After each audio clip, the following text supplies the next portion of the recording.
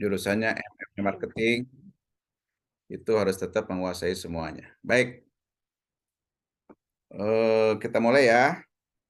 Sebentar. Bismillahirrahmanirrahim. Assalamualaikum warahmatullahi wabarakatuh. Waalaikumsalam Waalaikumsalam warahmatullahi warahmatullahi wabarakatuh. Ya, alhamdulillah pada pagi hari ini Waalaikumsalam warahmatullahi wabarakatuh. ya Bu Susi jaringannya kayaknya agak telat ya. Baik, teman-teman sekalian, pada pagi hari ini Ya kalian Pak, hari mendung cuaca Pak. ya baik. Teman-teman sekalian, pagi hari ini kita ada 1,5 jam di mana kita akan bicara mengenai manajemen sumber daya manusia. Teman-teman merupakan gabungan mungkin dari berbagai jurusan gitu ya, yang nantinya belum tentu jurusannya adalah MSDM. Namun apapun jurusan teman-teman semua, ketika teman-teman sudah mengambil Magister Management, maka penguasaan terhadap SDM adalah salah satu hal yang harus teman-teman kuasai. Ya, karena itu 1,5 jam ke depan kita akan berbicara mengenai manajemen sumber daya manusia. Ya, silakan open cam-nya supaya kita bisa berinteraksi ya. Izinkan saya share screen. Oke, ini dia Human Resources Management ya. Apakah layarnya sudah nampak full? Sudah Pak. Sudah ya. Baik. Nah, teman-teman sekalian, bagi yang belum kenal, mungkin salam kenal dulu ya. Ini dia, nama saya Dasep Suryanto. Saya sebagai praktisi akademisi SDM dan kepemimpinan, ya, termasuk komunikasi kepemimpinan. Saya belajar menulis sejumlah buku dan juga saya punya aktivitas di berbagai organisasi. Salah satunya di Kawan Lama Group sebagai Vice President Government Relation, ya. Yang lainnya saya di Avindo, Kadin, dan lain-lain. Tentu salah satunya lagi adalah saya sebagai dosen pasca sarjana di ITB Haji Agus Salim. Baik, nah pada pagi hari ini teman-teman kita akan bicara mengenai sebuah topik yang sangat penting. Apapun background Anda, apapun nanti fungsi Anda. Karena pada sejatinya Anda orang marketing, Anda orang IT, Anda orang apapun, pasti Anda akan melid atau memanage yang namanya orang, gitu kan? Sehingga kenapa belajar tentang manajemen sumber daya manusia itu sangat penting. Bahkan di dalam perusahaan itu disebutkan bahwa semua fungsi manajer itu adalah people manager, gitu ya. All managers are people managers. Jadi yang mengurusin orang itu bukan hanya HRD, gitu, bukan hanya bagian kepegawaian, tapi kita semua sebagai pemimpin, sebagai leader di apapun fungsi kita, pasti kita punya tim atau pasti kita berinteraksi dengan yang namanya manusia. Oleh karena itu, sudah sewajarnya, sudah selayaknya kita belajar tentang manajemen sumber daya manusia. Nah, konteksnya sebetulnya teman-teman sekalian, di dalam organisasi kita tahu bahwa sumber daya itu banyak. Di antaranya sumber daya manusia, sumber daya uang, gitu ya, sumber daya teknologi. Mungkin apalagi coba yang teman-teman tahu, sumber apalagi yang bisa yang menjadi sumber dayanya perusahaan itu atau organisasi. Mesin, ya kan itu sumber daya juga. Mesinnya, uangnya, teknologinya, mungkin ya. Jadi segala macam yang ada di dalam organisasi yang akan diberdayakan untuk tujuan pencapaian organisasi itu namanya dengan resources. Ya, namun tentu pada hari ini kita akan fokus kepada mempelajari human resources atau manajemen sumber daya manusia. Ya, nah kita tahu di dalam organisasi itu kan gabungan dari 2 orang atau lebih yang secara kerjasama, secara kompak ingin mencapai sebuah tujuan bersama, gitu ya, itu organisasi. Nah, di dalam organisasi teman-teman ada fungsi-fungsi ini dari mulai perencanaan, pengorganisasian, leading dan controlling. Nah, artinya apa? Terhadap hal tadi, kalau bicara mengenai manajemen, inilah fungsi manajemen itu. Ya, jadi maksud saya, ketika teman-teman belajar tentang marketing, maka dari mulai perencanaan marketing apa, bagaimana organizing marketing itu sampai dengan controllingnya. Bagaimana Anda sebagai orang IT, sama dari perencanaan sampai dengan controlling. Nah, hari ini kita belajarnya tentang SDM, sama dari mulai perencanaan sampai dengan controlling gitu ya. Jadi, manajemen sumber daya manusia itu adalah sebuah proses yang mulai dari perencanaan ya sampai dengan controlling untuk pengelolaan sumber daya manusia. Ya, kalau Anda belajar marketing, nah berarti manajemen marketing. Nah, sama dari mulai perencanaan marketing seperti apa sampai dengan controlling. Belajar tentang keuangan, sama dari mulai perencanaan keuangan sampai dengan pengawasan keuangan itu misalnya, atau pengontrolan keuangan. Nah, hari ini kita bicara mengenai Human Resources Management. Ini sejumlah referensi yang teman-teman bisa gunakan, ya. Apa namanya? Tentu tidak harus ini, tapi ini salah tiganya gitu ya. Jadi kalau ada yang lain lagi silahkan ditambahkan. Ini 3 yang menurut saya cukup bagus. Nanti saya sudah coba organisasikan teman-teman sekalian. Isinya itu kira-kira seperti ini, gitu ya. Jadi ini adalah sejumlah hal yang akan kita bahas dalam semester ini terkait dengan manajemen sumber daya manusia. Jadi ada sekitar 5 bagian, ya, masing-masing bagian ada lagi chapter-nya sehingga total ada 18 chapter. Nah, pada pertemuan hari ini kita akan agak cukup panjang di chapter 1 ya. Eh, Kita akan bahas khusus chapter 1 saja. Kenapa ini harus butuh waktu 1,5 jam? Karena memang ini sebagai landasan dasar yang menjadi pilar bagi pemahaman kita lebih lanjut, gitu ya. Untuk topik-topik lain tentu kita akan bahas pada pertemuan berikutnya, gitu ya. Baik, teman-teman sekalian, di sini topik pertama ini adalah tentang nature of human resource management. Artinya bagaimana sih apa yang namanya perjalanan alaminya organisasi yang namanya SDM itu, atau kalau di ASN mungkin bagian kepegawaian gitu ya. Kalau di dunia swasta itu Human Resources Management. Nanti kita akan lihat historinya, siapa itu HR manager dan sebagainya, kita akan lihat ya. Mungkin yang pertama kita perlu sama-sama pahami dulu bahwa Human Resources Management itu adalah the design of formal system in organization to ensure effective and efficient use of human talent to accomplish organizational goals, gitu ya.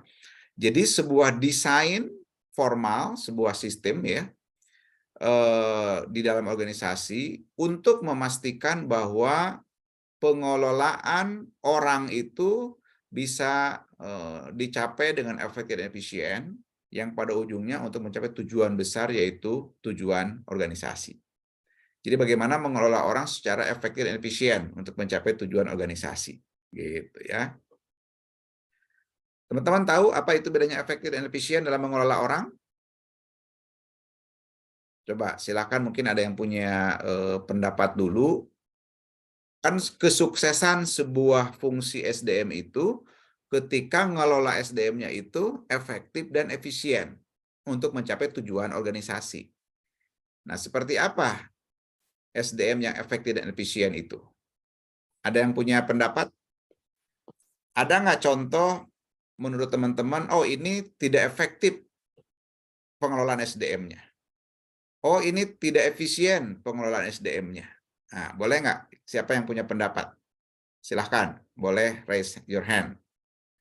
Atau langsung buka kameranya, buka voice-nya, silahkan.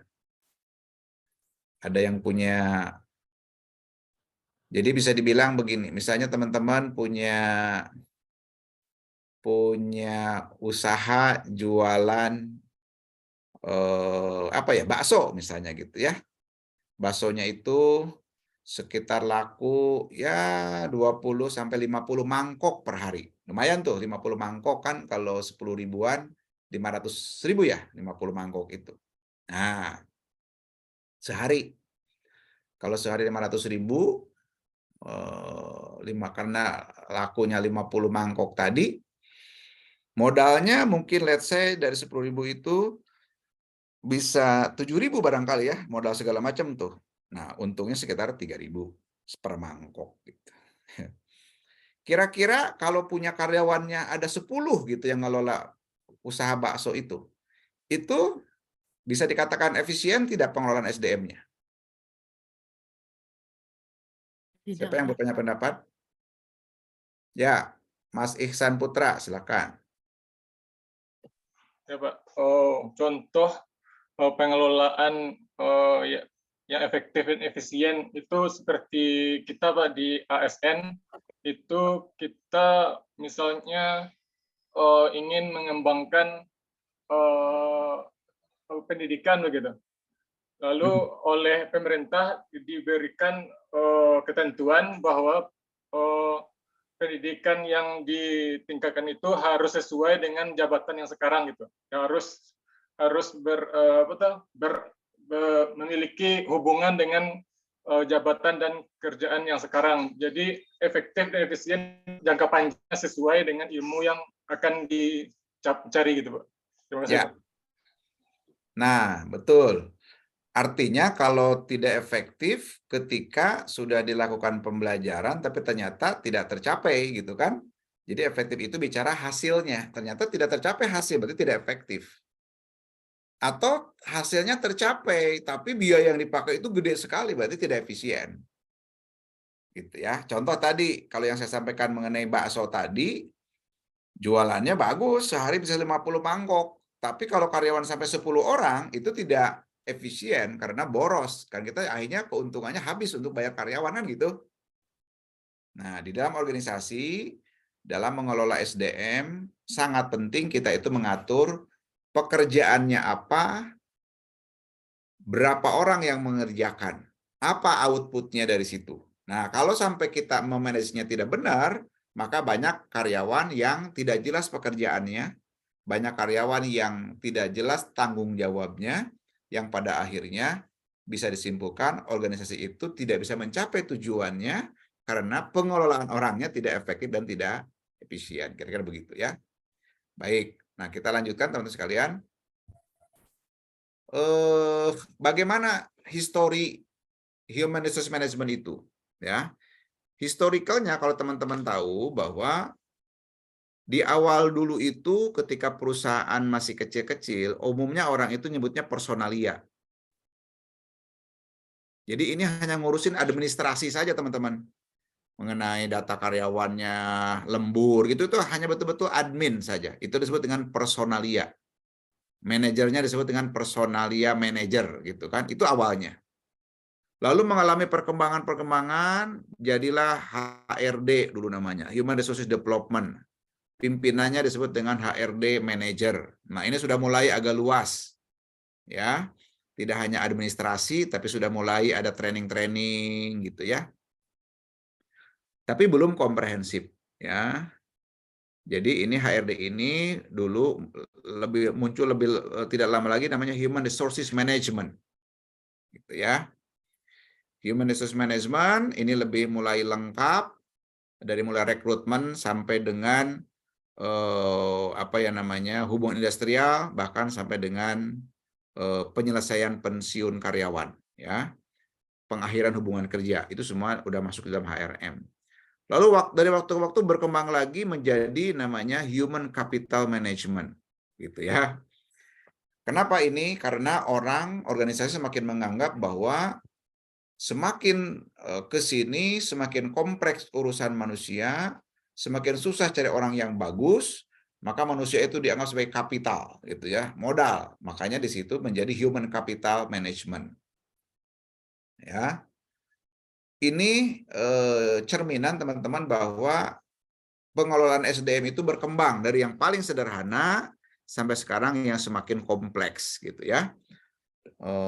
Bahkan sekarang bosnya HRD itu sudah namanya CHCO, Chief Human Capital Officer. Nah, itu bosnya itu udah menjadi Chief Human Capital Officer. Nih, Jadi sudah setara dengan tangan kanannya CEO. Jadi Chief Operation Officer itu, Chief Executive Officer itu CEO di perusahaan-perusahaan besar, karena selalu ada CEO teman-teman ya. Itu bos paling tinggi, itu di bawahnya membawahi banyak chief lagi. Nah, salah satunya adalah Chief Human Capital Officer ini. Jadi hari ini fungsi pengelolaan SDM sudah sangat-sangat penting. Oleh karena itu, mengapa topik tentang SDM ini luar biasa. Apapun fungsi kita, apapun jabatan kita, pemahaman terhadap pengelolaan SDM itu sangat mutlak adanya. Ya, baik. Siapa itu HR manager? Nah, sebetulnya tadi kalau HR manajernya mungkin satu. Nah, tetapi yang namanya people manager itu seluruh leader itu adalah people manager gitu. Jadi tolong ini dibedakan ya teman-teman. Bahwa HR manajernya atau kepala pegawai itu hanya satu orang, kepala pegawai itu. Tetapi sebetulnya semua kasubdit, kasih, kabid, mereka semua adalah people manager karena mereka harus mengerti tentang pengelolaan orang gitu ya.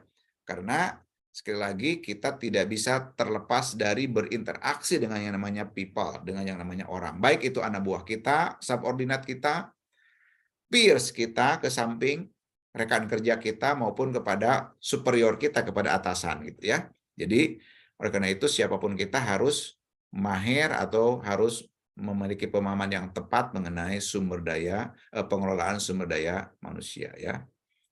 Apa bedanya HRD atau bagian kepegawaian di perusahaan kecil dengan di perusahaan yang besar?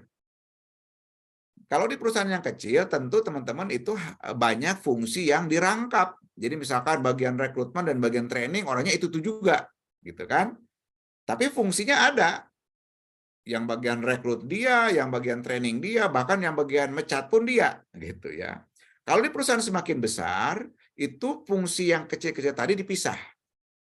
Perusahaan besar itu seperti apa? Astra Internasional, termasuk Kawan Lama Group, ya.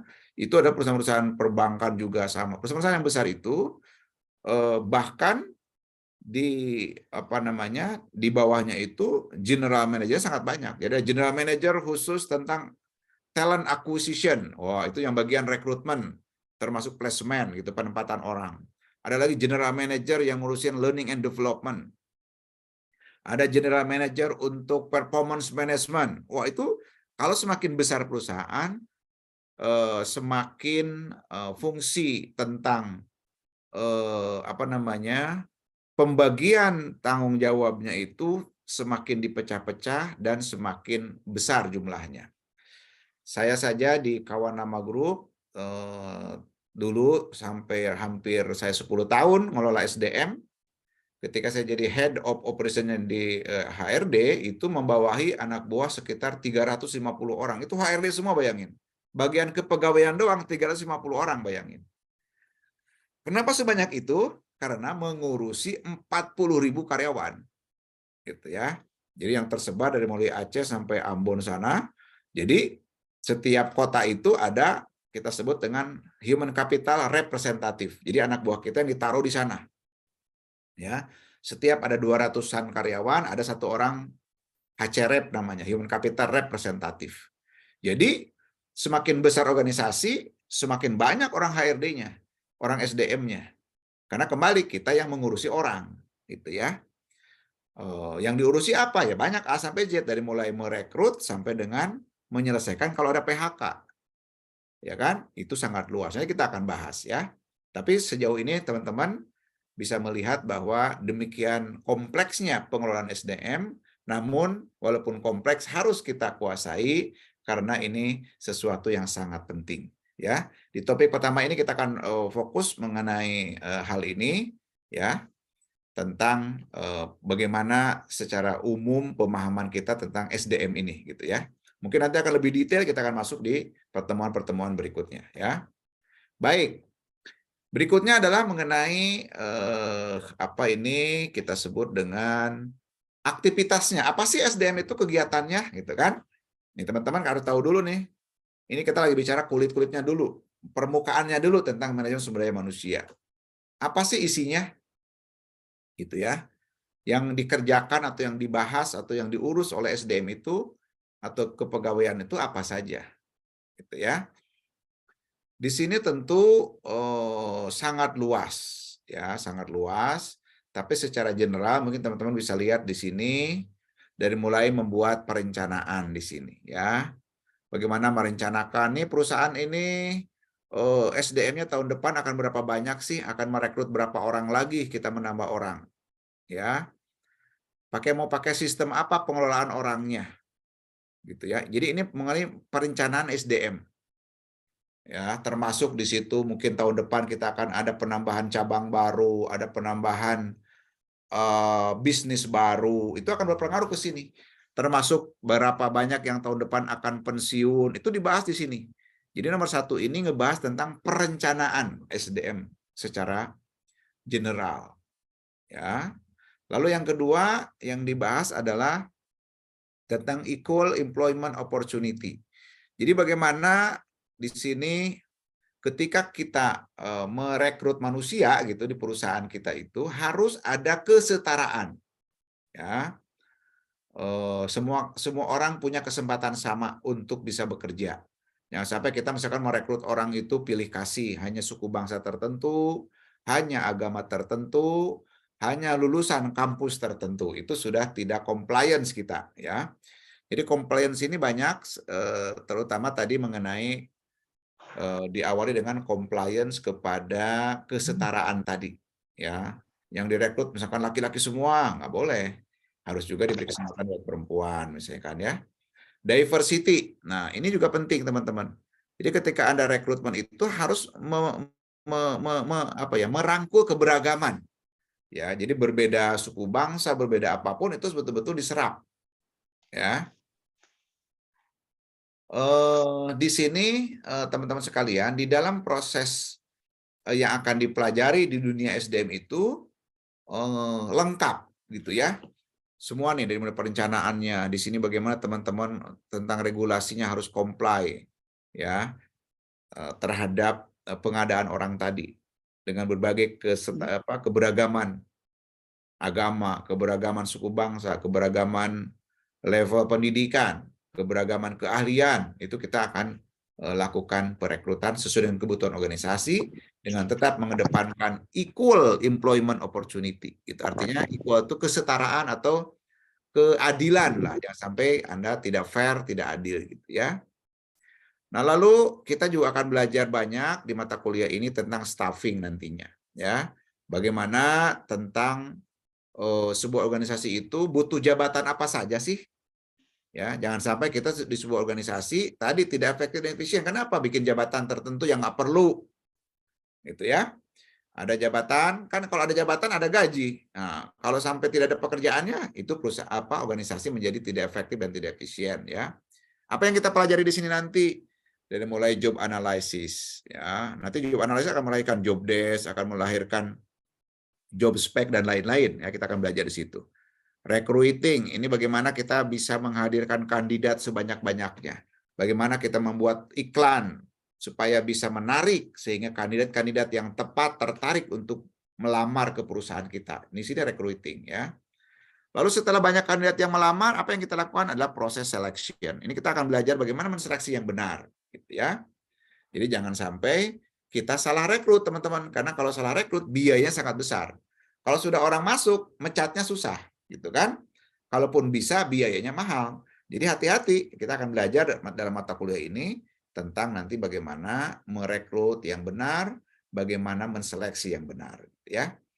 Lalu HR development. Nah, di sini di dalamnya ada terkait dengan orientasi. Orientasi itu adalah ini bagi karyawan baru.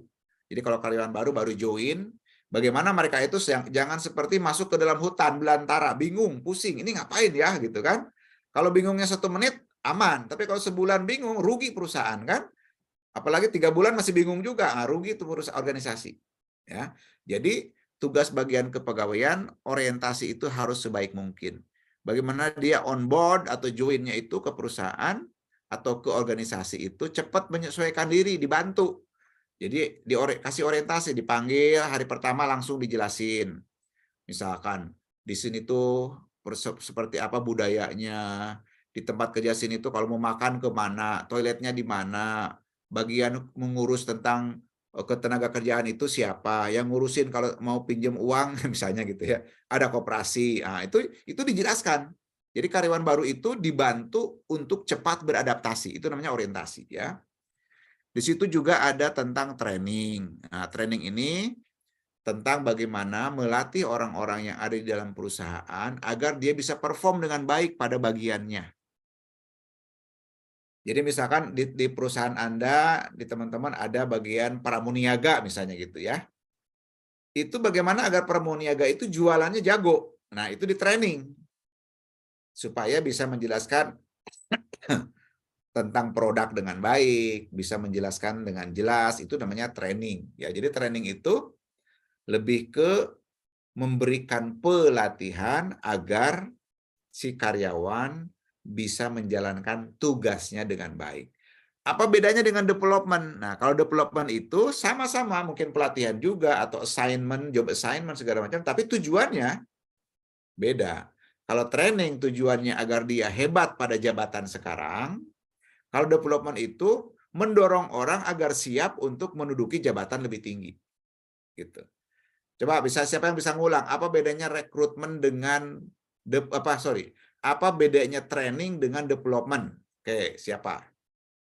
Apa bedanya training dengan development? Sorry Pak. Ya, silakan Ibu Selvika ya. Wijaya. Ya, izin Pak. Kalau untuk training itu memang gimana caranya perusahaan membuat karyawan itu hebat pada jabatannya sekarang. Jadi Yes. memang expert di bidangnya saat ini. Misalnya seorang sales, gitu kan, dia expert, dia bisa achieve dengan targetan-targetan yang diberikan. Nah, kalau seandainya untuk employee development ini, memang perusahaan mendorong dia untuk bisa lebih maju supaya bisa karir lebih di atas lagi. Seperti itu, Pak. Good. Thank you, Bu Selvika. Bagus. Ya, jadi begitu teman-teman. Kalau training itu lebih ke menjawab kebutuhan saat ini. Bagaimana karyawan itu bisa hebat pada jabatan sekarang. Maka ada sejumlah training. Training pun tidak harus dalam kelas saja, banyak ya. Ada apa namanya on job training sambil diajak kerja bareng, itu juga training. Ada lagi mungkin in class training, macam-macam ya. Tapi intinya adalah bagaimana melatih dia supaya bisa hebat pada jabatannya yang sekarang. Nah, kalau development lain lagi. Kalau development itu, nah mungkin kalau teman-teman gambarannya sekilas seperti ini nih. Ya. Jadi kalau ini ada sebuah organisasi, ini manajer misalnya, lalu di bawah manajer itu ada sejumlah apa namanya supervisor gitu ya. Atau ini kalau ini kepala dinas, ini kepala bidang atau kepala seksi gitu ya. Di sini ada staf-staf gitu kan. Ada bagian di sini misalnya bagian sales, bagian penjualan ya. Nah, ini kan salesnya banyak. Training itu bagaimana pelatihan-pelatihan baik di lapangan, pelatihan di kelas segala macam agar dia bisa menjadi sales yang hebat. Gitu. Aku pelatihan terhadap sejumlah supervisor agar dia menjadi supervisor yang hebat. Nah, kalau development itu adalah pelatihan-pelatihan yang memilih sales-sales yang terbaik yang diberikan tambahan ilmu, tambahan pengetahuan, tambahan keterampilan agar suatu saat dia siap menjadi supervisor. Gitu. Itu namanya development. Makanya di perusahaan banyak judulnya itu learning and development, training and development, division gitu ya, atau GM training and development. Jadi dia tidak boleh lolos tuh, harus fokus. Trainingnya harus jalan, semua orang harus perform pada bagiannya. Dibikin modul-modul, dibikin kurikulumnya. Setiap bagian itu ada pelatihan yang dia ciptakan. Ada pre-test, post-test. Wah, pokoknya luar biasa itu diajarkan. Dan ada development gitu ya. Nah, itu kira-kira teman-teman tentang apa namanya? Bedanya training dan development. Oke. Baik.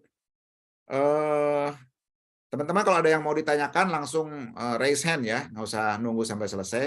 Jadi nyantai saja sambil saya terus menyampaikan poin demi poin untuk bahasan kita pada hari ini. Baik, tadi kita sudah pada penjelasan mengenai training and development. Juga di sini ada career planning. Kita akan pelajari nanti career planning. Seperti apa career planning ini ya? Sorry. Career planning ini teman-teman sekalian tentang tadi kita akan belajar nanti bagaimana orang itu di dalam organisasi memiliki perencanaan karir. Itu ya. Ingat, karyawan itu akan betah di dalam sebuah organisasi, di dalam sebuah perusahaan. Kalau dia itu punya hope, punya harapan. Oh, saya sekarang jabatannya di sini. Tapi kalau saya perform dengan baik, saya punya kesempatan itu ke sini bisa, atau saya ke samping. Menggantikan bos saya, atau saya bisa mengisi posisi di samping yang jenis kompetensinya mirip-mirip dengan kompetensi yang saya punya. Gitu. Jadi dia tahu tuh, tiap orang itu teman-teman beda-beda career planning-nya. Nanti ini kita akan bahas lebih detail. Intinya adalah bicara mengenai career planning ini adalah bagaimana mengenai perencanaan karir. Orang itu kalau masuk ke sebuah perusahaan, oh saya kalau di sini saya 10 tahun kerja, kira-kira saya bisa posisi di mana sih kalau saya 10 tahun kerja itu? Jadi bisa kebayang gitu ya. Jadi dia punya energi yang besar bekerja di situ karena sudah tergambar kalau saya sungguh-sungguh berkarir dengan performance yang baik, maka saya punya potensi besar untuk bisa menduduki jabatan tertentu di organisasi. Itu namanya bicara karir. Lalu performance management. Nah, ini teman-teman sekalian berbicara tentang mengelola atau manajemen tentang kinerja. Nah, ini sangat penting. Ya.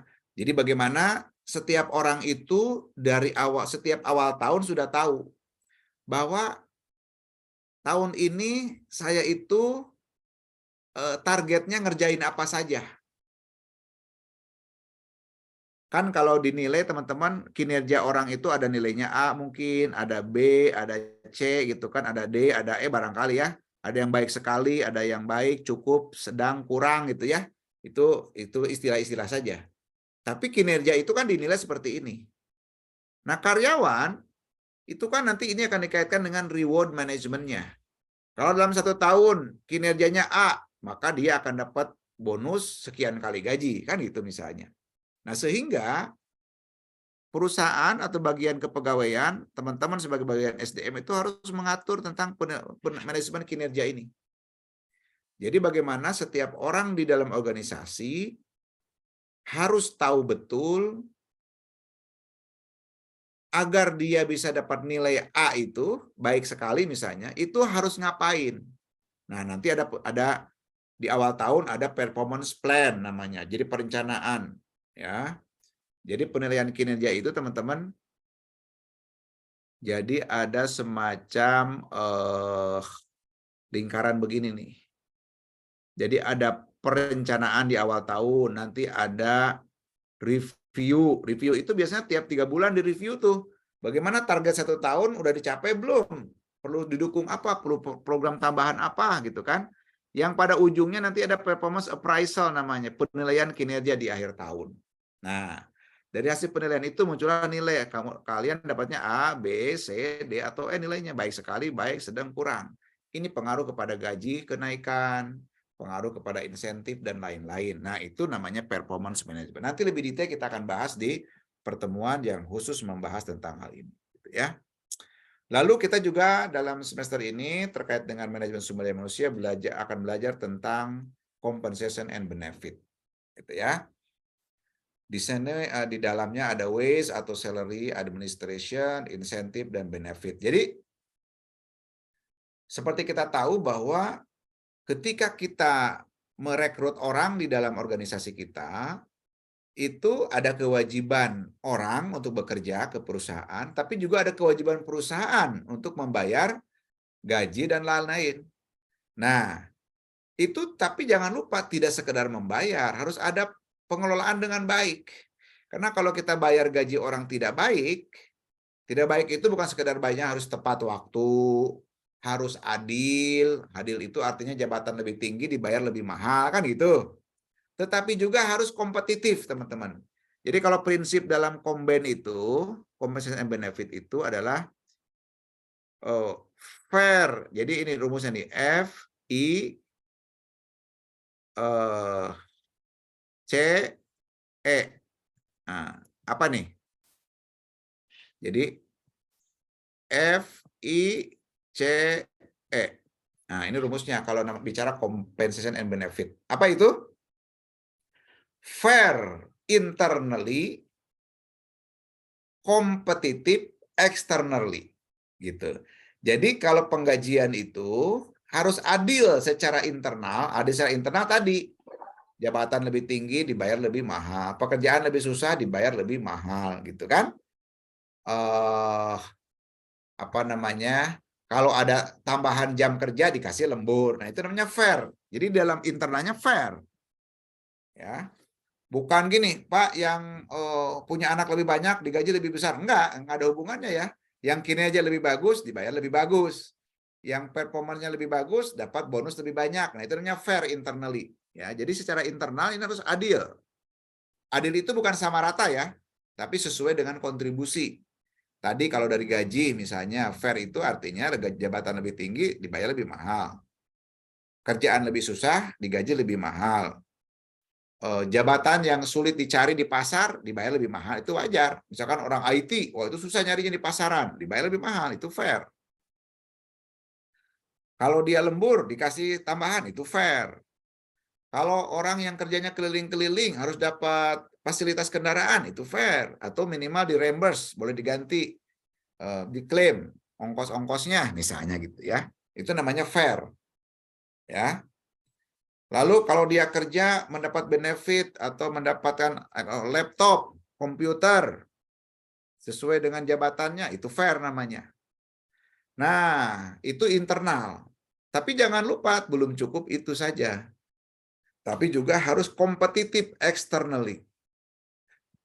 Apa artinya kompetitif itu? Bersaing.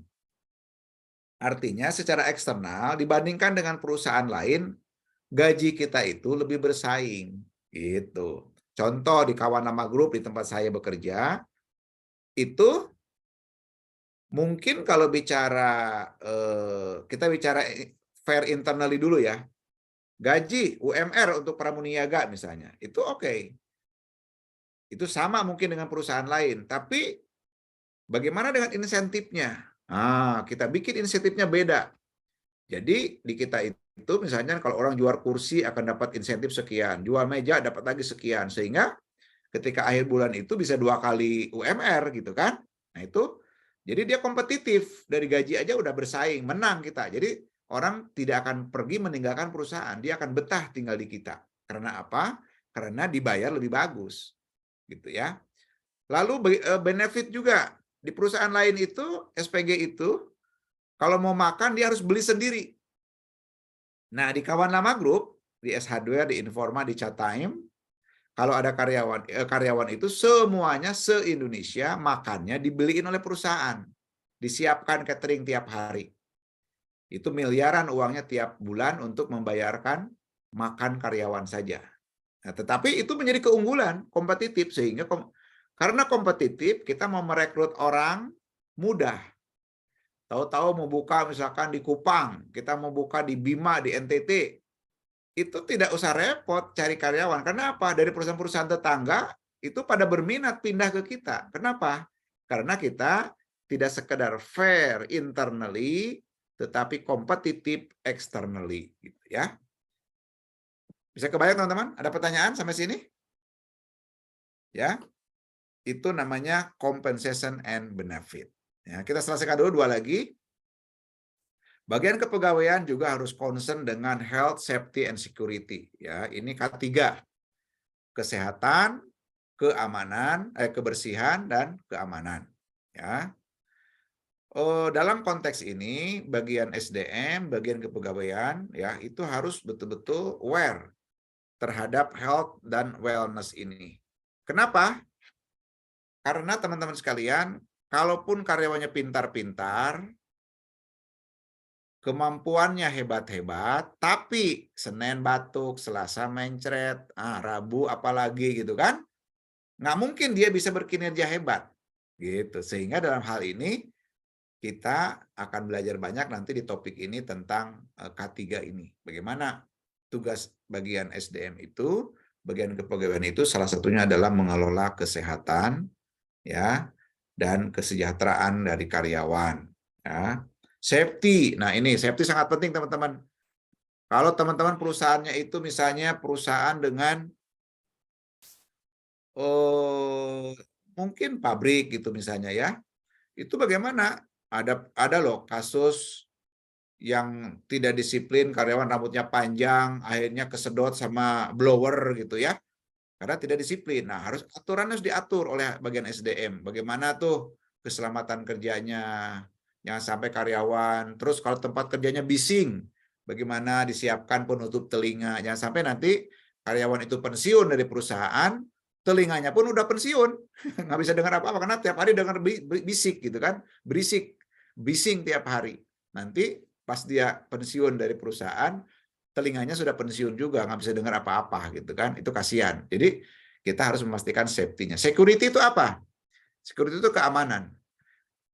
Karena sering kalau kita menjalankan bisnis teman-teman atau usaha itu, perusahaan bisa kecurian, kehilangan barang, itu juga security-nya harus bagus. Karena yang paling parah itu kalau ada karyawan kerjasama dengan pihak luar mencuri barang perusahaan, wah itu pagar makan tanaman, itu bisa kerugian sangat besar. Karena itu aspek security-nya pun bagian kepegawaian harus sangat concern gitu ya.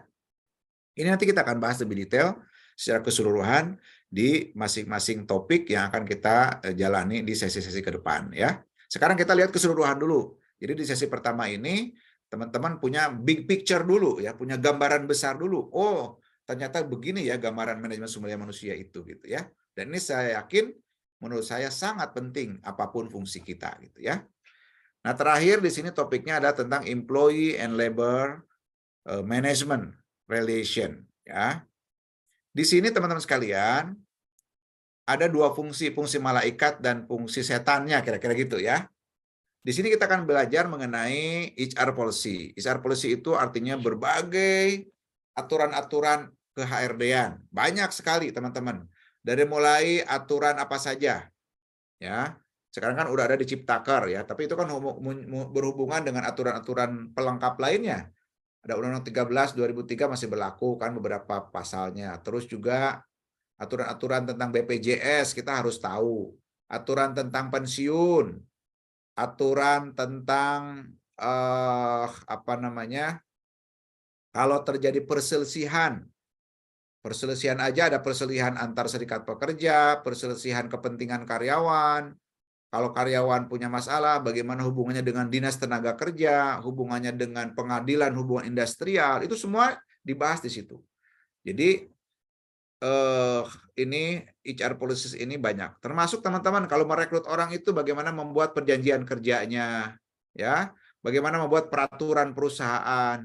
Kalau ada serikat pekerja, Anda harus buat namanya peraturan kerja bersama PKB. Ini semua adalah akan dipelajari nanti di HR policies ini, ya. Lalu ada employee right and privacy. Nah, ini ada hak-hak karyawan, apalagi sekarang ada perlindungan data pribadi. Nah, itu jangan sampai data karyawan disalahgunakan oleh perusahaan. Itu akan jadi masalah ya. Jadi betul-betul employee right ini hak-hak karyawan, hak istirahat, cuti melahirkan berapa lama, kalau karyawan orang tuanya meninggal berapa hak untuk boleh istirahatnya, karyawan melahirkan, kalau karyawan menikah, oh itu macam-macam. Itu semuanya ada right, ada hak mereka ya. Terus kalau dia baru melahirkan bayi, misalkan, itu kan ada secara privasi harus punya tempat laktasi, artinya tempat untuk pampers ya, artinya apa namanya tuh. Jadi karena kan air susunya itu mengalir keluar terus, bagaimana dia bisa menyimpan untuk dibawa pulang nantinya. Jadi harus ada ruangan khususnya untuk kita sediakan oleh perusahaan. Ini namanya privacy gitu ya. Ada lagi union management. Nah, ini juga serikat pekerja. Ketika karyawan, sekelompok karyawan mendirikan serikat pekerja untuk membela kepentingan mereka, nah perusahaan tidak boleh melarang itu, ya karena itu akan melanggar namanya undang-undang union busting. Jadi kita bisa kena pidana itu. Sehingga di sini bagian SDM, bagian kepegawaian harus tahu bagaimana mengelola tentang union gitu ya. Ini baru bicara teman-teman internal semua nih, ya. Kita bahas fungsi dari SDM tadi, ya. Belum lagi hal-hal lain yang harus kita yang akan berpengaruh kepada kepegawaian. Operation, kita itu usahanya apa? Tentu ngelola orang-orang pabrik dengan orang-orang di retail dengan di hotel beda-beda gitu kan. Nah, ini harus teman-teman pahami ya. Jenis organisasinya, organisasi apa? Apakah Anda di pusat, apakah Anda di daerah, di cabang, itu juga beda. Misi perusahaannya apa, itu beda. Misi visinya tertentu akan berbeda juga pengelolaan orangnya. Budaya perusahaannya, besar kecilnya perusahaan berpengaruh. Ya ini belum itu lagi aspek eksternal. Nah, ketika aspek global, ya, bagaimana kita mungkin ketika karyawan kita itu ada orang asingnya. Wow, itu beda lagi tuh. Bagian kepegawaian harus ngerti bagaimana merekrut karyawan asing, bagaimana ngurusin TKA ya, tenaga kerja asing, bagaimana membuat perjanjian kerja kalau karyawannya ada orang bulenya, gitu ya. Nah itu tidak mudah juga itu. Anda bagaimana mengatur kepulangannya dia setiap 6 bulan, mungkin setiap tahun, bagaimana tempat tinggalnya, bagaimana izinnya, kitasnya, itu bagian kepegawaian harus mengatur tuh, ya. Bagaimana dengan environment? Nah, ini juga isu yang sangat seksi di dunia pekerjaan. Kalau perusahaan Anda bahkan menghasilkan limbah, ini akan menjadi masalah besar. Perusahaan Anda menghasilkan suara bising, itu harus di-manage. Ya, lingkungan. Ini cultural geografis, budaya-budaya luar. Kita mungkin misalnya perusahaannya itu bagian dari perusahaan Asia Pasifik karena kita berkembang tidak hanya di Indonesia, itu lain lagi nanti pengelolaannya ya. Kondisi politik di luar sana, wah, kalau Anda buka cabang di daerah tertentu, ada partai tertentu yang memaksakan untuk direkrut dari partai mereka. Ini harus diterima nih karyawan dari sini. Wah, itu bagaimana manajemennya tuh, gitu ya. Secara sosial ini juga harus dilihat nanti. Karena kondisi lingkungan di mana-mana berbeda-beda juga. Kondisi ekonomi berpengaruh. Kalau kondisinya ada masalah, lagi sekarang nih contohnya, ekonomi lagi krisis. Krisis mulai dari di Eropa sana sampai sekarang mau mendekat ke Indonesia misalkan. Wah itu bagian kepegawaian harus berpikir juga bagaimana mengencangkan organisasi. Jangan sampai rekrutmen berjalan terus. Jadinya organisasi gemuk. Nah itu kan berbahaya misalnya. Sehingga di situ teman-teman bagian kepegawaian harus senantiasa melek. Belum lagi nih teknologi, wah ini luar biasa nih berpengaruh teman-teman. Jadi bagian SDM itu harus melek teknologi juga. Bagaimana karyawan absensi biar gampang. Bagaimana kalau dulu kan pakai Amano, pakai fingerprint, pakai jempol, ingat nggak ya? Terus bergeser, sekarang udah pakai eye recognition, pakai mata, eye recognition. Jadi dengan pakai tatapan mata, gate langsung terbuka, absensi langsung terrecord, gitu kan? Belum lagi teknologi di dalam bagaimana kalau karyawan mengajukan cuti. Bagaimana karyawan kalau mau meminta slip gaji, itu pakai teknologi semua. Banyak teknologinya, ada yang pakai Proin, ada yang pakai teknologinya itu Yellow, lupa saya namanya. Ada yang pakai SAP, ya banyak teman-teman. Itu adalah teknologi-teknologi yang orang kepegawaian harus update. Kenapa? Karena kalau Anda karyawan 5 orang, 10 orang, mungkin tidak terlalu penting pakai teknologi. Tapi kalau bayangin 40.000 karyawan Anda manage, nanti bisa-bisa gajinya double, gitu kan? Atau bisa-bisa salah bayar gaji. Gaji anak buah ditransfer ke atasan. Kan bisa begitu kalau sistemnya tidak bagus. Ya. Jadi inilah teman-teman sekalian sejumlah topik yang akan kita bahas di bidang di semester ini terkait dengan manajemen sumber daya manusia gitu ya. Oke, sampai sini ada pertanyaan dulu? Sebelum kita melihat nanti tantangan mengelola SDM ke depan tuh apa? Silakan kalau ada pertanyaan dulu. Kita masih ada punya waktu. Jadi tadi teman-teman itulah gambaran topik-topik yang akan kita perdalam bersama di semester ini. Ya, ternyata mengelola SDM itu tidak mudah tapi menarik. Ya, karena tadi kita bisa apa ya namanya yang pada akhirnya bisa mendapatkan optimalisasi dari setiap orang yang ada di organisasi. Yang dikatakan dengan kata lain tadi efektif dan efisien orang yang kita rekrut itu, gitu ya. Silakan Ibu Pak. Selvika. Izin, Pak. Oh, Ibu siapa? Yevina. Naimah, Pak. Naima, silakan. Terima kasih, Pak, atas kesempatannya. Di sini dari semua paparan tadi memang sangat membantu pikiran kami gitu, Pak. Ini mengenai dari lingkungan kami bekerja, yaitu di Puskesmas. Sewaktu itu kita ada merekrut beberapa tenaga. Kita mintanya tenaganya yang jurusannya ini, tetapi yang dibolehkan itu yang B gitu, yang lain. Jadi kita terpaksa kalau tidak direkrut, kita justru kekurangan tenaga. Namun kalau kita rekrut tidak sesuai dengan kebutuhan yang kita maksudkan. Jadi dalam hal ini bagaimanakah untuk menyikapi sesuai, kalau di sini cukup jelas paparan Bapak tadi gitu. Itu mungkin minta penjelasan dan pengarahannya, Pak. Makasih, Pak. Baik. Pertanyaan sangat bagus Bu Naimah ya.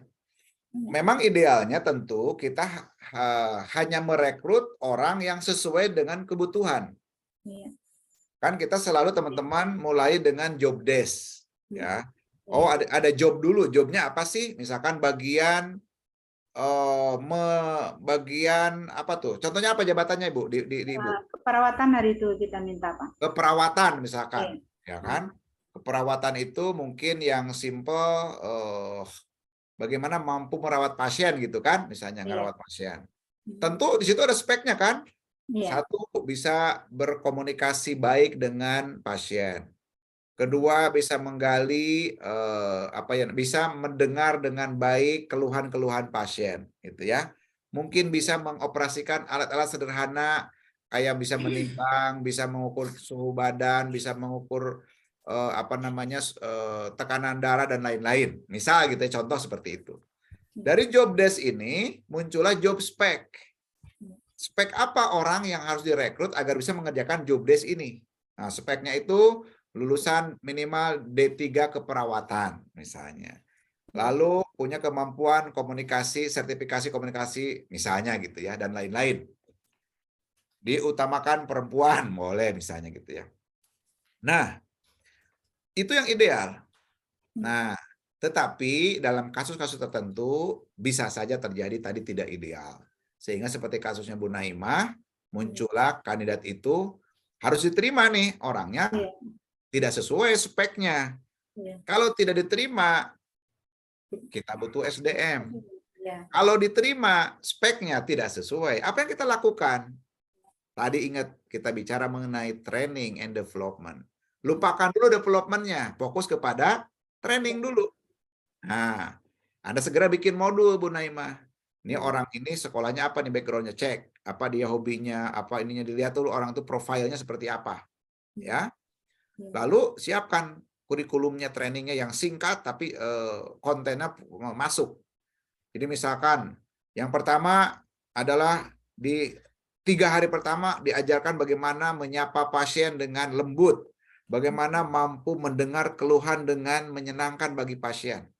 Bagaimana bisa menghandle pasien dengan baik. Terus di berikutnya, minggu berikutnya, bagaimana mampu mengoperasikan alat-alat sederhana rumah sakit. Terus dilatih sampai di-assess, diuji.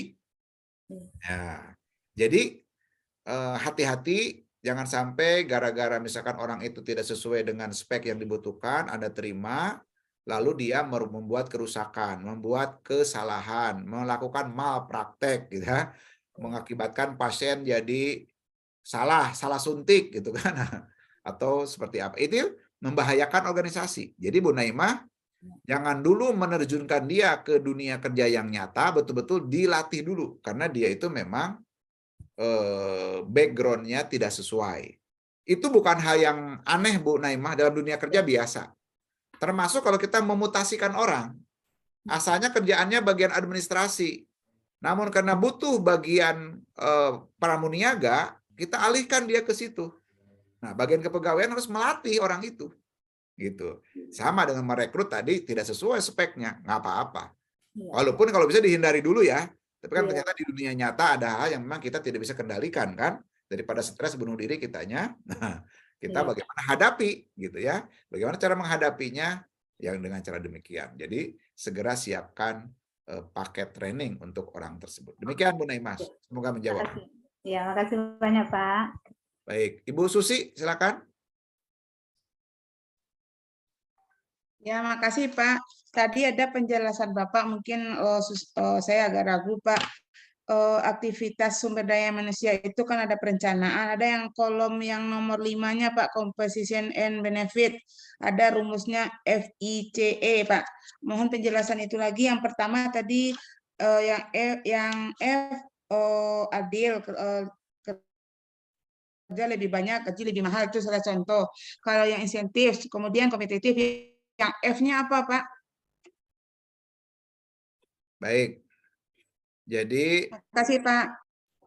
baik, terima kasih Bu Susi. Jadi tadi kita bilang bahwa itu prinsip ya. Prinsip dari penggajian, prinsip dari pemberian insentif itu adalah fair internally. Jadi F-nya itu fair. Fair itu artinya adil. Secara internal adil, fair internally. Internal itu di dalam perusahaan. Di dalam perusahaan itu adil. Artinya apa adil? Jabatan lebih tinggi dibayar lebih mahal, ya kan? Lalu yang lembur ada uang lemburnya. Yang kerjanya perlu ngetik dikasih komputer, kan gitu. Itu namanya fair. Yang kerjanya keliling-keliling dikasih mobil, dikasih motor, atau boleh reimburse ganti ongkosnya. Itu namanya fair. Jadi di dalamnya fair di dalam. Nah, tapi tidak cukup di dalam yang fair, tapi di luarnya harus bersaing. Makanya kompetitif externally. C-nya tuh kompetitif, E-nya itu externally. Jadi bagaimana dibandingkan dengan jabatan yang sama di perusahaan lain, angka kita lebih bagus. Gitu. Jadi sama-sama tukang sapu, sama-sama office boy, tapi office boy yang kerja di perusahaan kita lebih bersyukur dan lebih bangga. Karena apa? Apa yang gua dapat lebih baik dibandingkan dengan office boy di tetangga. Sama, kita punya mbak di rumah, ART. Kita punya ART di rumah kita. Nah, kan ART sekarang bersaing juga, ya, diperebutkan tuh oleh tetangga-tetangga kita. Apalagi di kompleks ya, tempat saya itu. Saya alhamdulillah ini udah mau 5 tahun mungkinnya ART sopir misalnya itu. Nah, bagaimana agar mereka itu betah dan tidak direkrut oleh tetangga lain? Nah, kita tengok banding-banding berapa sih biayanya gaji sopir, gaji asisten rumah tangga, oh sekian. Nah, kita lebihin misalnya. Atau oke gaji sama lah, tapi kalau kita itu setiap 6 bulan ada namanya insentif gitu misalnya. Oh, setiap pulang mbaknya dibawain oleh-oleh dikit gitu kan untuk anaknya di rumah. Itu kan hal beda tuh yang membedakan. Itu namanya kompetitif externally. Jadi dibanding dengan pihak lain lebih menguntungkan bekerja di kita sehingga dia tidak lirik-lirik kanan. Nah, ya sebetulnya teman-teman terhadap suami, terhadap istri juga harus begitu gitu ya. Kita harus fair memperlakukannya di dalam santun, baik, bla bla bla. Tapi juga harus kompetitif externally. Jadi bagaimana kompetitif itu? Jangan sampai tetangga misalkan baik banget ke pasangannya itu, beliin tas, ring mungkin, misalnya baju mungkin gitu kan. Nah, kita pelit amat gitu kan misalnya. Itu kita tidak kompetitif. Akhirnya nanti istri kita akan merindukan tetangga kan gitu, cilaka itu. Jadi harus dijaga itu kompetitif externally gitu ya. Clear ya, Bu? Bu Susi? Pak, makasih banyak Pak. Baik. Oke, teman-teman, satu lagi, Bu Selvika masih mau bertanya ini? Masih di mute. Oke, karena sudah banyak nanti aja deh Pak. Baik. Lanjut aja dulu Pak. Kita akan lanjut dulu menyelesaikan topik pertama ini. Tadi kita sampai di sini. ya. Selanjutnya, ini kita bicara masih general di sesi pertama ini tentang bagaimana nature-nya dunia kepegawaian gitu ya, dunia SDM itu seperti apa saja sih? Ini teman-teman mengenal dunia SDM, kira-kira begitu ya topik pertama kita ini. Sehingga teman-teman nanti ketika masuk kepada sesi-sesi berikutnya bisa lebih detail, lebih dalam ya. Nah, sekarang apa tantangannya teman-teman? Ya. Jadi ini HR Management Challenge. Nah, ini tantangan kalau teman-teman masuk ke dunia SDM. Ya, tapi kembali saya bilang tadi, dunia SDM itu bukan hanya milik kabag kepegawaian, bukan hanya milik HRD manager, tapi semua leader harus memahami tentang pengelolaan orang, termasuk tantangannya nih, gitu ya. Nih, tantangan pertama, economic and technological change. Nah, perubahan ekonomi dan teknologi. Wah, memang hari ini teman-teman ini luar biasa. Sehingga hari ini banyak orang yang khawatir akan kehilangan pekerjaan. Ya. Jadi nanti kita harus pahami ya, di sini apa sih yang membuat bagian SDM aware terhadap hal ini? Karena gini, sekarang kita tahu sedang berada di era revolusi industri 4.0 kan, di 4.0 kita sekarang. Ya. Kan ada 1.0, ada 2.0, 3.0, 4.0, ya kan? Ini tuh teknologi. Dulu ini ketika ditemukannya mesin uap. Jadi orang itu sebelumnya ditemukan mesin uap, itu orang cara menghasilkan barang itu dengan cara alami. Jadi digiling pakai hewan muter sapi, misalkan pakai kekuatan angin, pakai kekuatan air gitu ya, sungai, itu zaman dulu. Setelah ratusan tahun muncullah ditemukan mesin uap. Nah, itu disebut dengan revolusi industri 1.0. Berubah tuh cara menghasilkan barang. Sehingga muncul kereta uap, muncul pabrik-pabrik dengan mesin uap gitu ya. Lalu setelah 100 tahunan lebih muncul teknologi ditemukannya listrik. Nah, lebih berubah lagi cara memproduksi barang. Itu kan berpengaruh kan ke pengelolaan SDM-nya? Sangat berpengaruh teknologi itu. Ya, ditemukan lagi komputer, ditemukan lagi internet. Nah, sekarang kita di zaman internet ini. Sehingga hari ini ke depan akan semakin banyak pekerjaan-pekerjaan yang hilang. Contoh dulu di jalan tol saja ada karyawannya tuh yang ngetep, yang dibayar kan. Sekarang udah nggak ada karyawan bagian tol, ya toh? Belum lagi semakin ke sini semakin banyak sekali teknologi-teknologi canggih yang membuat pekerjaan lama hilang, tapi memunculkan jenis pekerjaan baru. Nah, bagian kepegawaian ini punya challenge bagaimana dengan kondisi ekonomi dan teknologi yang berubah-berubah itu harus dia betul-betul mengupdate, ya, melakukan perubahan-perubahan. Tantangan kita sebagai bagian kepegawaian juga adalah workforce availability and quality, nomor 2. Ketersediaan manusia yang kita cari dan yang berkualitas. Orang banyak teman-teman, tapi kan yang sesuai dengan kebutuhan kita nggak gampang nyarinya. Saya kalau buka lowongan ketika buka mall baru, kemarin kita buka di Bali, Living Good Mall di Denpasar, Bali. Itu kan satu mall itu karyawan bisa 1.000 dibutuhkan, ya kan? Yang ngelamar berapa ya? Puluhan ribu, kan gitu. Jadi banyak sebetulnya, tetapi bagaimana bisa menemukan kandidat yang tepat. Nah, itu yang tidak mudah ya. Tantangan kita juga dari aspek growth in contingent workforce. Jadi pertumbuhan karyawan-karyawan yang dalam satu wilayah tertentu itu kebanyakan unbalance. Ya, misalnya gini. Sama mirip juga dengan demographic issue lah ya. Jadi di suatu wilayah itu kita bisnisnya itu adalah perhotelan gitu. Tapi di situ tenaga kerja lulusan perhotelannya sangat susah misalnya. Gitu kan. Atau kebalik. Kalau kebalik itu terlalu banyak. Mungkin di Bukit Tinggi saya nggak tahu ya. Jumlah hotelnya dikit. Tapi jumlah sekolah lulusannya banyak. Itu juga masalah gitu kan. Tapi mungkin itu bagi HRD lebih happy masalahnya. Karena kan banyak pilihan gitu kan. Yang repot adalah kalau kandidatnya sedikit. Ya. Tantangan berikutnya bagi HRD bagian kepegawaian adalah work atau family balancing.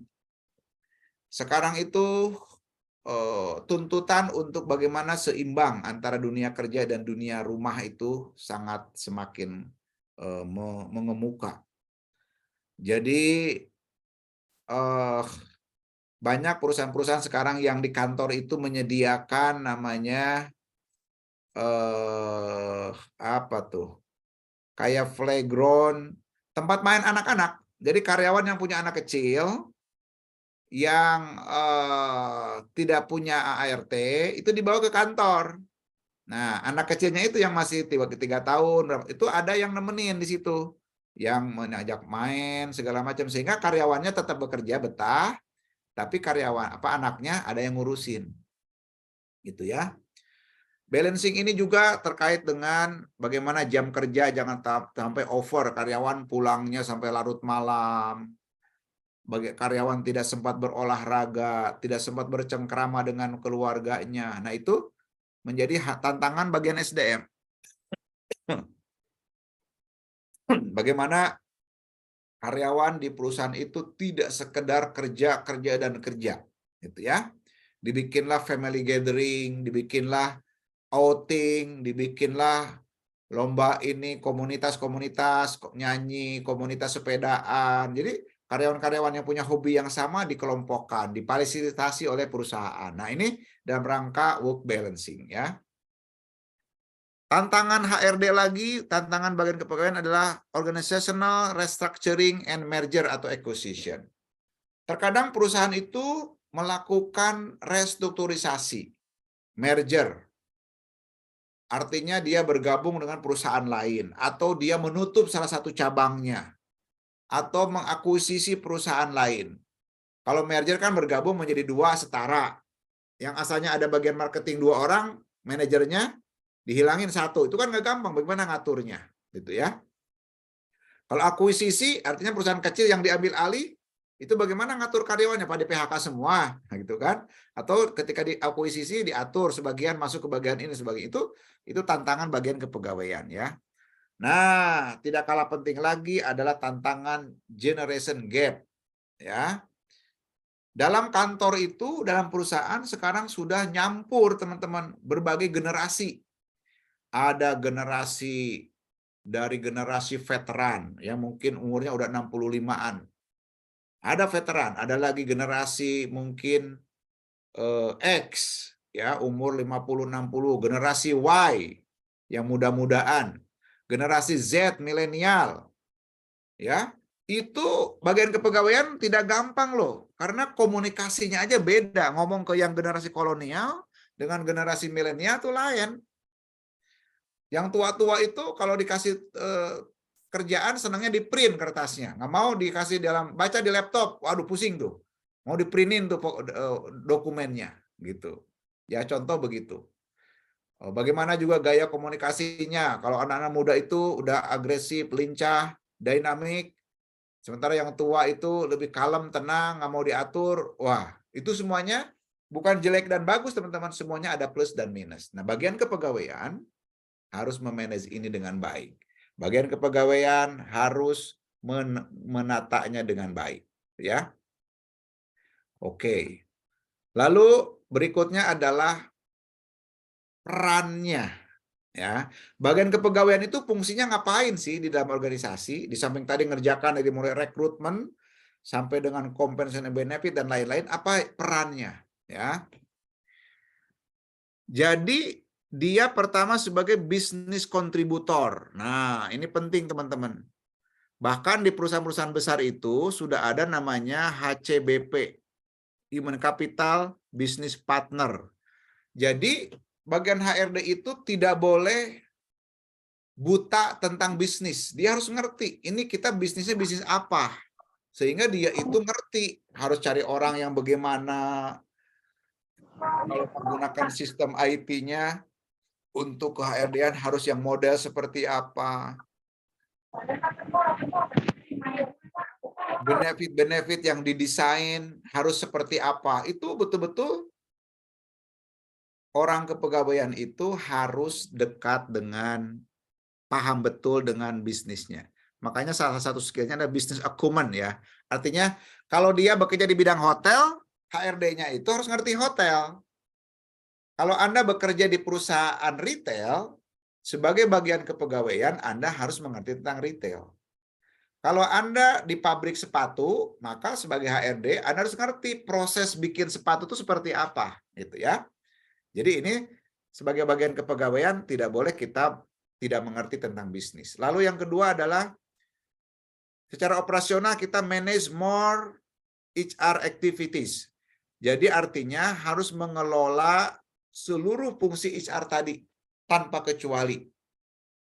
Jadi aktivitas dari mulai planning tadi, rekrutmen, orientasi, training and development, compensation and benefit, performance management, wah semua.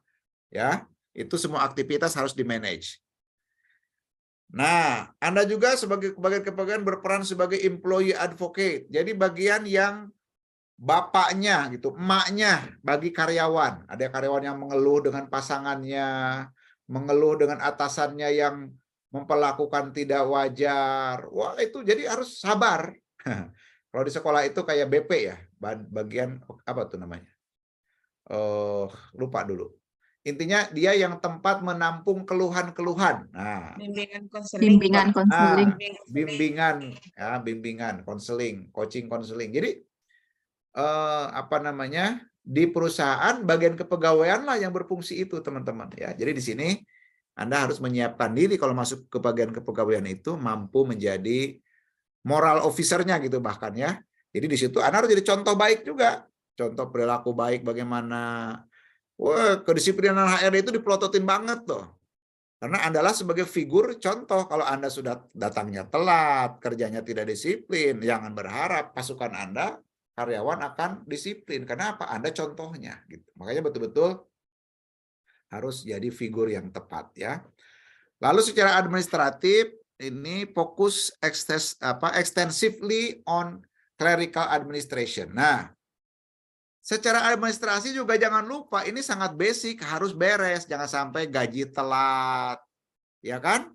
Lalu ketika dibutuhkan data karyawan, susah nyarinya. Kan bos terkadang nanya, berapa karyawan sekarang total kita? Aduh, berapa ya? Lalu si Anu pengalamannya di mana saja sebelum di kita? Bingung, gitu kan? Jadi secara administrasi kita pun harus sangat master, teman-teman, sebagai kepegawaian itu. Tahu tek-tek bengek tentang detail kekaryawanan. Karyawan yang sekolahnya hanya sampai SMP doang ada berapa orang?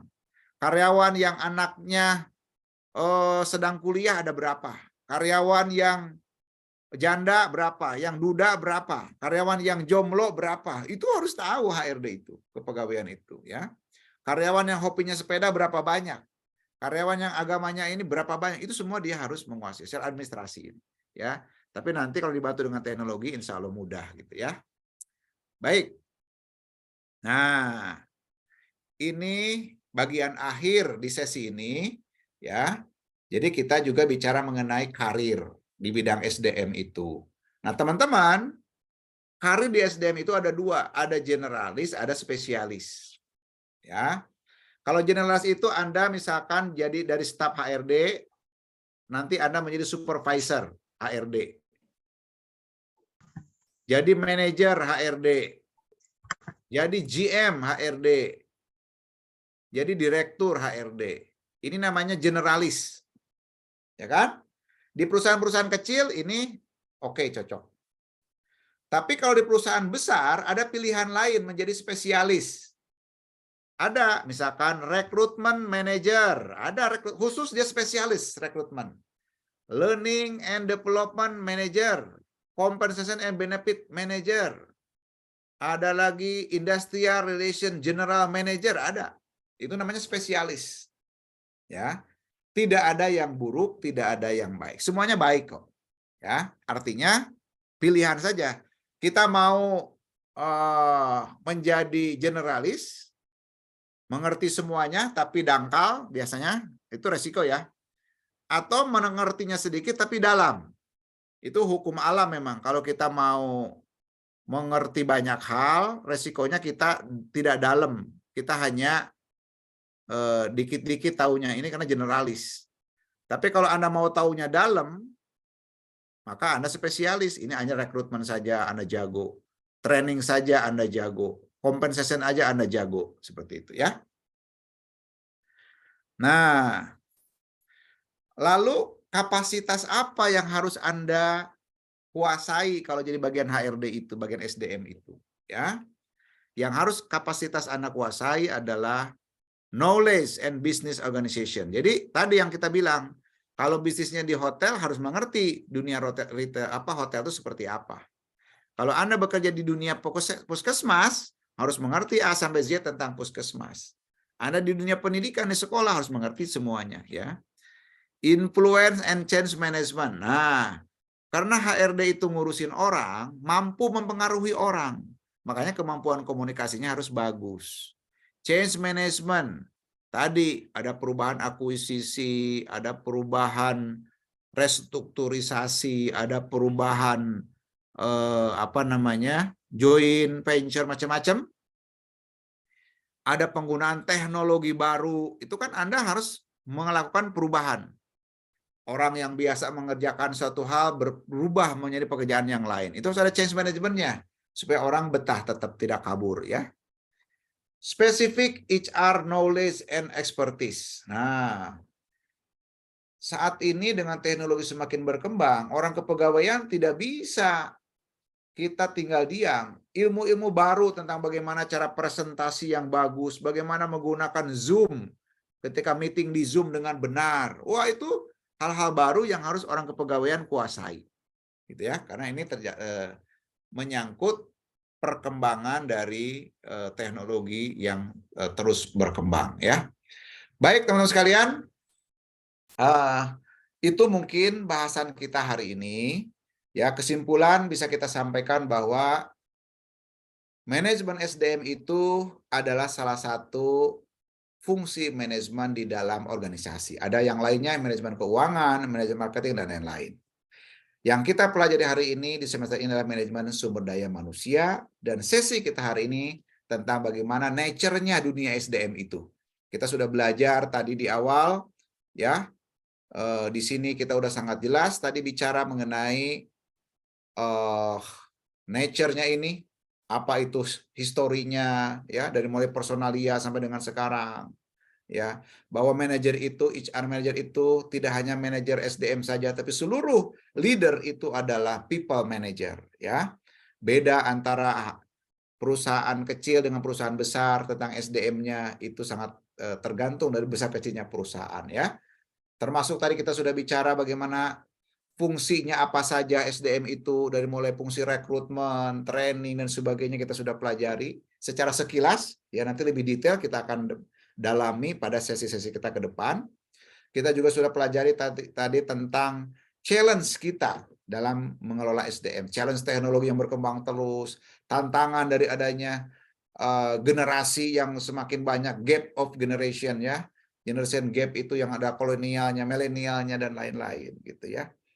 Dan barusan saja terakhir kita sudah bicara mengenai karir di SDM itu juga sangat terbuka lebar. Mau jadi generalis boleh, mau jadi spesialis boleh, asal kita mau memperhebat diri, belajar tentang knowledge-nya, belajar tentang change management, belajar tentang hal tertentu, tadi belajar mengenai Zoom meeting dan lain-lain misalnya, itu semua merupakan hal-hal yang terkait dengan dunia SDM pada umumnya. Mungkin itu yang bisa saya sampaikan sebelum saya akhiri. Ini mungkin telepon saya kalau Anda mau menghubungi, ini email saya. Silakan diikuti juga ada IG saya, Facebook, dan juga ada website di mana teman-teman bisa banyak belajar tentang dunia SDM. Sebelum diakhiri, silakan mungkin ada 1-2 pertanyaan yang ingin disampaikan untuk kita elaborasi lebih dalam. Silakan, bisa raise hand atau langsung. Cukup bingung? Cukup jelas? Izin, Pak. Ya, Jelas, Ibu Pak. Nelil. Iya, terima Nailil. kasih, Pak. Iya. Cukup kompleks ini, Pak. Apa namanya? Apalagi untuk menjadi seorang HRD kepegawaian, kompleks sekali yang harus mereka kuasai gitu. Mereka harus menguasai banyak hal. Nah, kalau misalnya seperti apa bentuk seleksinya itu, Pak? Kan itu sepertinya tidak bisa dengan seleksi tes tertulis saja atau wawancara saja. Pasti banyak hal-hal lain yang perlu kita lakukan agar kita menemukan figur yang memang menguasai dan kompeten untuk bagian kepegawaian itu. Nah, ini sangat kompleks sekali. Kita juga jarang ya temukan ada perusahaan yang profesional seperti itu di lingkungan kita di sini gitu. Belum ada kita dapatkan gitu. Dan ketika kita mendengar rincian-rincian yang sangat jelas seperti ini, kita ingin juga berada di perusahaan seperti itu, gitu Pak. Agar kenyamanan, keamanan kita terjaga, kemudian kompetensi kita bisa berkembang, dan kita juga bisa bebas berekspresi, dan seperti itu.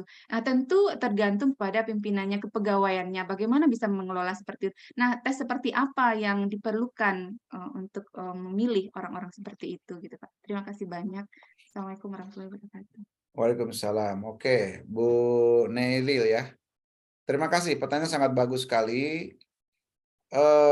Apa namanya? Bagaimana cara menseleksi orang, ya, merekrut orang. Terutama mungkin lebih tepatnya tadi menseleksinya ya. Jadi bagian rekrutmen itu teman-teman memiliki seperangkat tools untuk merekrut karyawan. Ya. Dari mulai yang basic, dia ada seleksi administrasi dulu. Misalkan ketika ada jabatan tertentu mensyaratkan, contoh kita mau merekrut manajer misalnya gitu ya. Oh, minimal harus S1 misalnya. Dengan pengalaman di bidang yang sama minimal 5 tahun. Nah, itu di luar itu minggir semua tuh. Pokoknya cek dulu. S1 pendidikannya, 5 tahun sebagai HRD manager di perusahaan yang sejenis. Tuh, lain lagi. Artinya pernah di perusahaan sejenis, kita perusahaan hotel nih. Mau merekrut HRD manager hotel. Itu kita mempersyaratkan adalah dia harus S1, dia harus 5 tahun pengalaman di bidang hotel. Nah, itu minggir dulu banyak tuh. Sampah-sampahnya ke pinggir dulu gitu ya. Langkah selanjutnya banyak variasi. Ada orang dengan menguji psikotes ya. Dengan psikotes itu ketahuan orang itu kesabarannya bagaimana ya. Bagaimana dia IQ-nya jongkokkah atau berdirikah gitu ya IQ-nya. Itu ada Bu Nelil ya. Lalu jenis tes lagi ada namanya FGD ya, atau lebih dikenal lagi dengan leaderless group discussion. Jadi mereka itu dibikin, kan ada calon 5-5 dimasukkan di dalam ruangan, lalu dikasih topik. Nah, silakan diskusikan topik ini tanpa ditunjuk leadernya siapa. Kita pantau dari kejauhan, dari CCTV bahkan. Nanti orang itu akan berdiskusi, nanti ketahuan siapa yang punya jiwa leadership yang menonjol, misalnya. Siapa yang orangnya arogan, tidak mau dengar kata-kata orang. Wah, itu terbaca semua tuh di dalam leaderless itu. Jadi tidak ada pemimpin yang ditunjuk, dia diskusi bebas tuh. Ya. Ada lagi in basket test, ya. In basket itu kandidat itu dipilih dengan cara begini. Dia dikasih ada kotak, di situ penuh dengan amplop-amplop. Nah, lalu dia harus dalam waktu 15 menit dia bikin perencanaan. Dalam amplop satu diambil oleh dia. Anda sebagai manajer HRD hari ini ada undangan dari pusat. Anda harus berangkat besok pagi ke Jakarta. Nah, Anda tulis tuh, besok harus berangkat ke Jakarta. Ambil amplop yang kedua. Hari ini karyawan Anda, anak buah Anda bagian rekrutmen tidak bisa masuk karena sakit. Nah, sementara ada mengundang 30 kandidat untuk diinterview hari ini. Wah, itu kan harus bikin plan tuh. Diambil amplop ketiga. Hari ini bos Anda meminta Anda memberikan laporan tentang pekerjaan Anda bulan lalu. Jadi dalam waktu yang bersamaan ada 15 pekerjaan yang harus Anda manage. Nah, di situ Anda harus ngatur tuh, hari ini mana yang jadi prioritas saya. Dia tulis tuh, hari ini saya akan ini, besok saya akan begini-begini, saya akan menghubungi ini. Nah, di situ kebaca tuh cara berpikir dia, kebaca cara dia memanage situasi seperti apa, bagaimana dia memberdayakan anak buahnya dengan baik, bagaimana dia mengatur dirinya dengan baik. Ya. Dari situ terus seleksi tergantung bahkan yang lebih basic lagi ada, Bu. Kalau di tempat saya itu ada yang namanya, kan orang direkrut harus sesuai dengan budaya perusahaan. Yang ini yang simple aja dulu. Salah satu budaya di kita itu adalah enthusiasm. Jadi karyawan itu yang direkrut itu harus punya antusiasme, harus semangat gitu. Dia tidak boleh lemas, loyo gitu. Bagaimana caranya? Orang yang merekrut itu di ruangan kita itu semuanya terbuat dari dindingnya itu dari kaca. Ruangannya itu. Sehingga kita ketika mau menginterview kandidat, kita udah masuk ke ruangan duluan dan duduk di dalam. Nah, sementara kandidat itu duduk agak jauh di luar sana, di ruangan khusus, ruang tunggu. Dan ketika kita manggil, dia akan jalan tuh, dan cukup waktu kita untuk mengamati cara jalan dia menuju tempat kita interview. Ingat, tadi kita cari orang yang gesit, antusias. Nah, kalau ketika kandidat itu dipanggil, dari cara jalannya saja udah mati segan, hidup tak mau, misalnya, itu dengan gampang kita udah langsung, wah ini nggak akan lulus. Gitu ya. Contoh, itu yang sederhana. Ada lagi sekarang mode seleksi yang sangat canggih. Jadi kalau udah lulus segala macam tahapan, ada namanya sosmed test, sosial media test. Jadi kita punya divisi khusus yang memang menggunakan teknologi bisa mengetahui profil seseorang dari medsosnya.